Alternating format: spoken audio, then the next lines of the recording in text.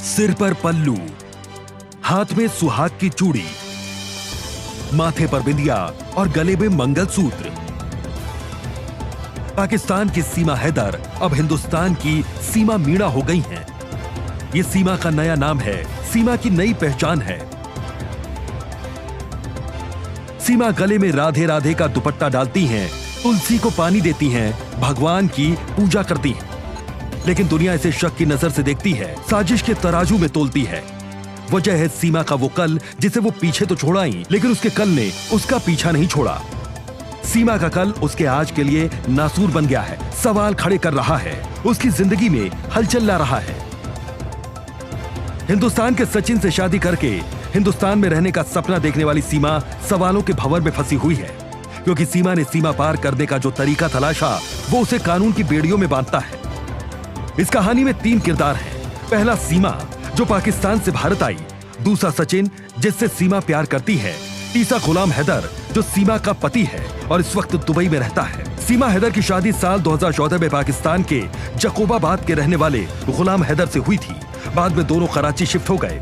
साल 2019 में गुलाम हैदर काम के सिलसिले से सऊदी अरब चले गए। इस दौरान सीमा की बातचीत भारत के रहने वाले सचिन मीणा से शुरू हो गई।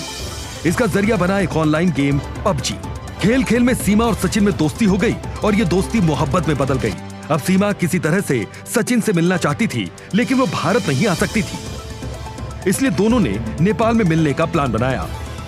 जहां इसी साल 10 मार्च 2023 को दोनों की मुलाकात हुई। सीमा बताती हैं कि 13 मार्च को काठमांडू के पशुपतिनाथ मंदिर में दोनों ने शादी कर ली। सीमा के इंस्टाग्राम अकाउंट पे दोनों के काठमांडू में होने की तस्वीरें भी मिलती हैं।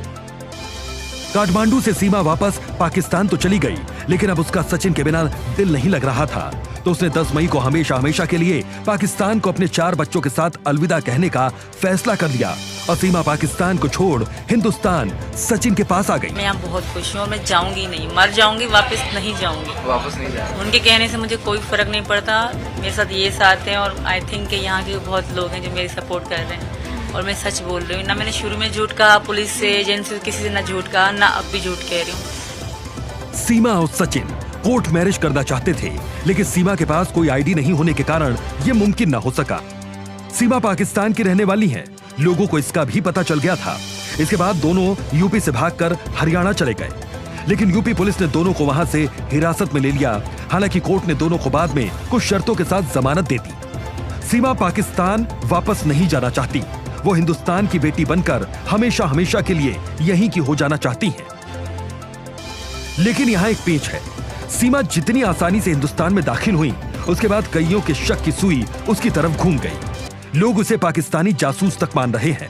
हालांकि सीमा इससे इनकार करती है, लेकिन इस शक का एक बड़ा कारण यह भी है, सीमा का भाई पाकिस्तानी फौजी है। सीमा का प्यार कितना सच्चा है? क्या सीमा का प्यार कोई साजिश तो नहीं? क्या सीमा पाकिस्तानी जासूस तो नहीं? इस पर हिंदुस्तान की आवाम क्या सोचती है, अब ये भी जान लीजिए। मोहब्बत में दूरियां खत्म हो जाती हैं, सीमाओं का बंधन टूट जाता है, सरहदें मिट जाती हैं। सीमा और सचिन के साथ भी यही हुआ। लेकिन सवाल यह है कि कानून दोनों को साथ रहने की इजाजत देगा? क्या कानून सीमा को हिंदुस्तान में रहने की इजाजत देगा? वो भी तब जब सीमा ने बिना इजाजत, बिना वीजा, चोरी छिपे हिंदुस्तान की सरजमी पर कदम रखा हो। Bureau report, India daily live.